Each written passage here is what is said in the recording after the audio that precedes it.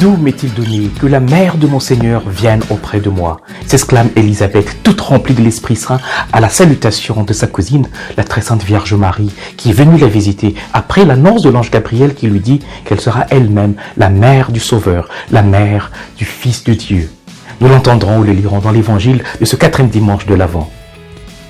Dès qu'Élisabeth entendit la salutation de Marie, son enfant tressaillit dans son sein, et elle fut remplie du Saint-Esprit. Et elle cria d'une voix forte, « Tu es bénie entre les femmes, et le fruit de ton sein est béni. Comment m'est-il accordé que la mère de mon Seigneur vienne auprès de moi ?»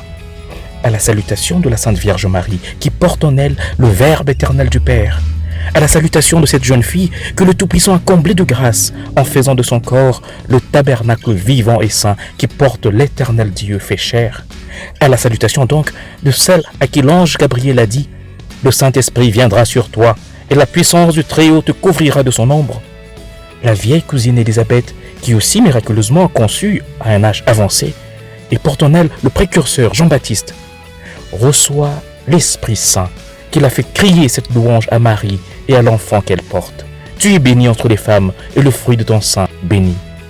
La Sainte Vierge Marie est donc bénie entre toutes les femmes, et Jésus, le fruit de ses entrailles, est béni, comme nous le prions dans l'Ave Maria.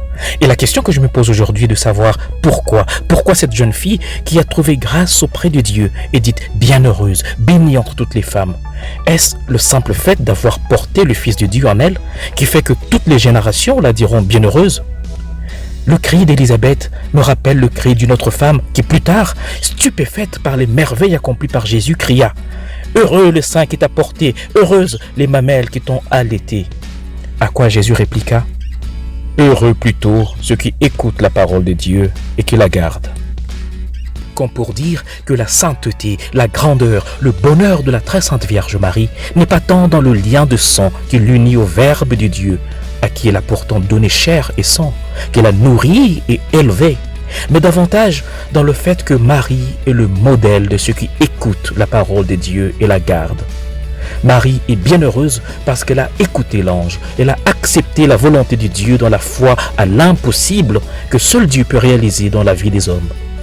Heureuse celle qui a cru à l'accomplissement des paroles qui lui furent dites de la part du Seigneur, conclut Élisabeth.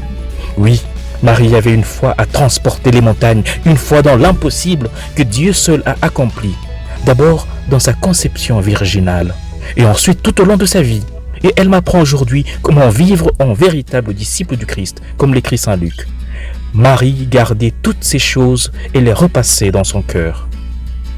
Par l'évangile d'aujourd'hui, je comprends donc que pour suivre le Christ et vivre en bon chrétien, le poids du sang familial, tribal, ethnique ou racial dans mon cœur ne devrait jamais peser plus lourd que l'eau de mon baptême qui m'ouvre à la foi dans le Christ, en qui je vois désormais toutes choses nouvelles, en qui je vois tout homme et toute femme comme frères et sœurs d'un même Père. Prie donc avec moi.